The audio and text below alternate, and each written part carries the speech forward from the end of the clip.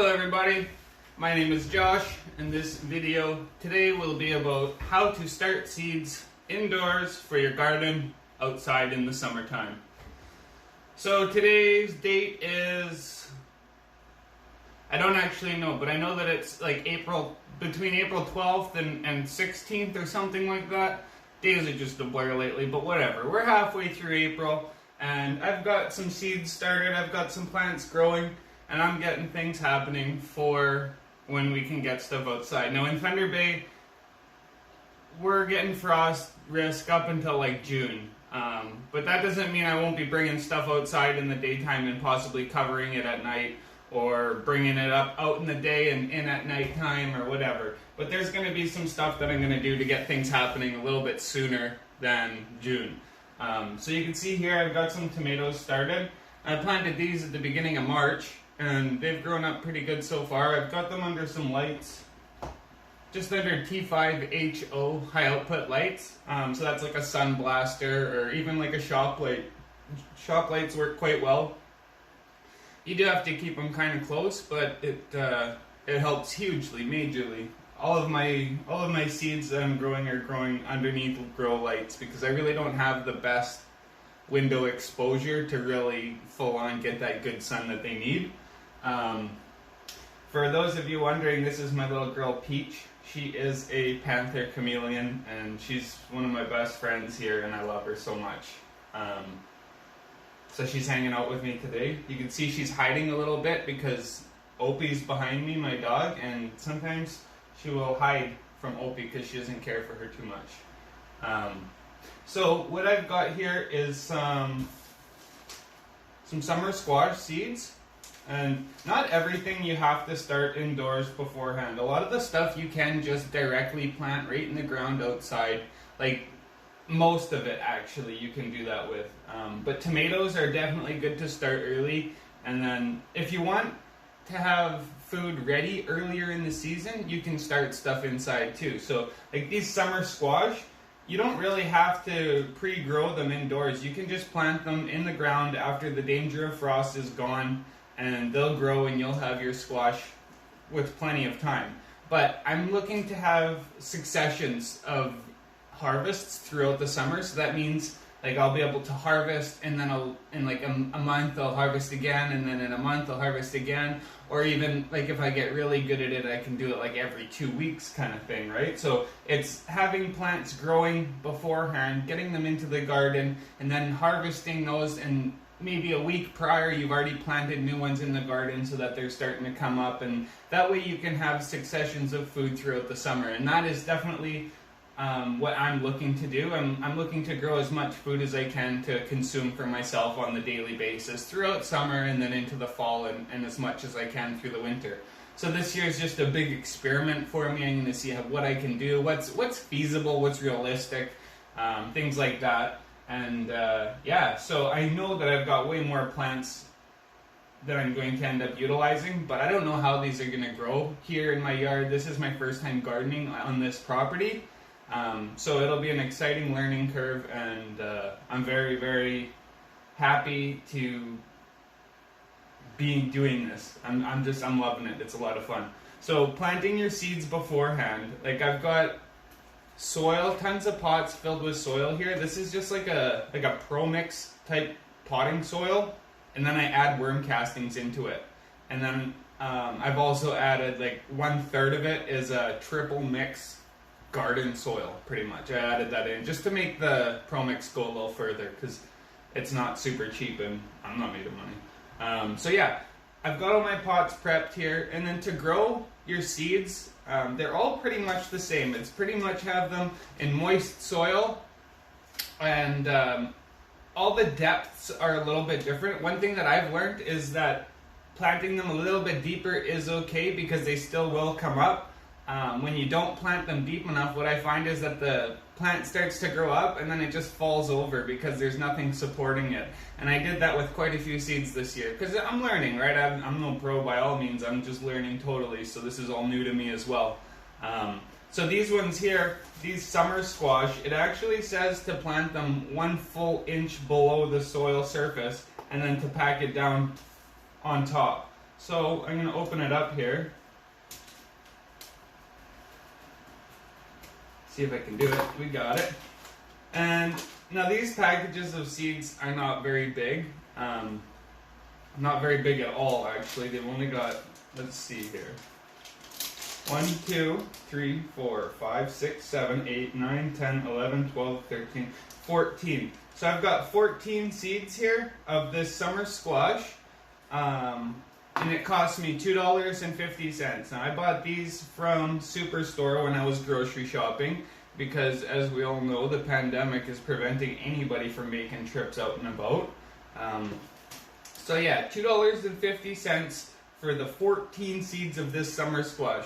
Now those 14 seeds is probably like 1/32 of the amount that's in one of these squashes. So this year when I grow, I'm going to be harvesting my vegetables and I'm going to be keeping my seeds and storing them so that I don't have to continuously buy more each year. Because who wants to spend $2.50 on 14 seeds when you can grow one and get a few hundred seeds from a single plant, right? So with these ones here, it says to plant 1 inch below the top of the soil. So what I do is I just go and I stick them sideways. I stick them sideways in the soil like this. I don't think it truly matters. What I notice is that the plant will come out of the part that has the seam on it, like the connecting point. So I put it in sideways and I just push it just like that. Get them all in there, one by one. I'm putting 1 seed per pot. Some people will do more. That's all preference. This here, it says to put 1 to 2 seeds per hole and then to plant them 90 centimeters apart. So that's like 3 feet almost plant them 3 feet apart and put 2 per hole, they're saying, 1 to 2. So, but I'm just going to do 1 per hole because I want to really see what like each plant is capable of producing, and it's going to be a big experiment this year. So I want to really have my guidelines all the same, right? So 1 plant per pot for all of them. Oops. So I'm just placing them in. And then what I do, actually we'll go like this, keep them all the same.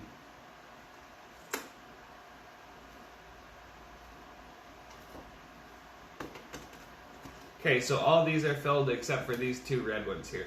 So now what I'm going to do is I'm going to take Peach, put her in my other hand, and I've got a chopstick right here. And what I do with this chopstick is just very gently push it down an inch, 1 inch down. So you can guide off, hold it at like an inch if you want. And you can just go and push them all down. And it's really easy and quite relaxing. I very much enjoy the seed planting process and watching them sprout and grow and checking on them daily. Like, this is a very fun activity, especially to do during this crazy lockdown that we're all stuck in right now.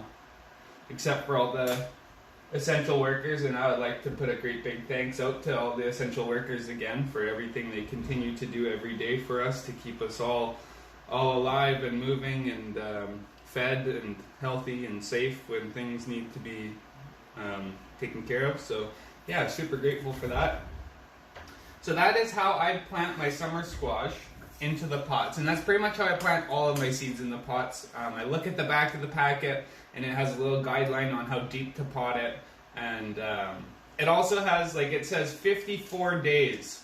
So that date on there, that 54 days, that doesn't mean from seed in the pot to picking the food off of the plant. What that means is 54 days from transplant in the ground to harvest. So it's a little confusing because it says to sow them in the soil, in the ground, but then it has a date that throws off. So that's basically from like an established seedling point to harvest.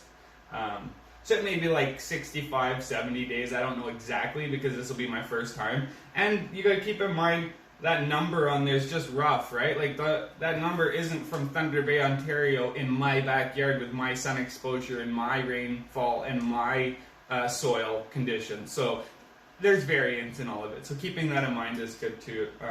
But it's just like a rough thing to look at. Like if you're seeing like 160 days, like you're gonna obviously know that that has to be started indoors way ahead of time, or else it probably won't even go to harvest for you in that growing season. So after I've got them all planted in the pots, now I'm going to go and I'm going to water them, and I'm going to water them well so that the soil is soaked throughout. So that'll mean like I'll water it and I'll let the water run right through and run out the bottom onto the drainage hole, and then I'll know that it's thoroughly wet throughout. And that's important to do because you want all of it to be evenly wet so that it can ensure that once the plant starts to grow roots, that the roots will grow thoroughly throughout evenly instead of just in like one section here and nothing over there kind of deal, right? So it's a pretty easy thing. It's going to take 10 to 14 days for these seedlings, for these seeds to sow, for them to sprout into plants. So 10 to 14 days. So it takes time, like that's 2 weeks to expect. So I'm going to keep them moist, keep them in a warm area, somewhere at least like 20 degrees, 22 degrees or warmer in the daytime. This is in my sunroom here where it gets to like 25, maybe 26 degrees in the day, and then it'll go down to about 18 degrees at nighttime.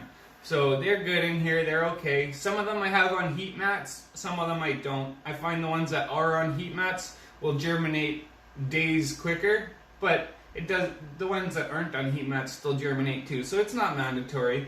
I don't use a greenhouse or anything. It's really not too humid in here. I don't cover them or anything. They're fine. They do quite well. Some of them, like I've got some things that I have planted, and with that, they tend to do a little bit better, but they don't do like unreal compared to without the heat, or the dome I mean. So it's not like crazy mandatory in my opinion, but some people do it, some people like it. Each to their own though. And that's that. So Peach just had a great big poop here, and she decided that she wants to do that right here for us. As you can see, she's got it hanging out her bum, which is pretty gross, but it is what it is. Oof. That is hilarious, guys.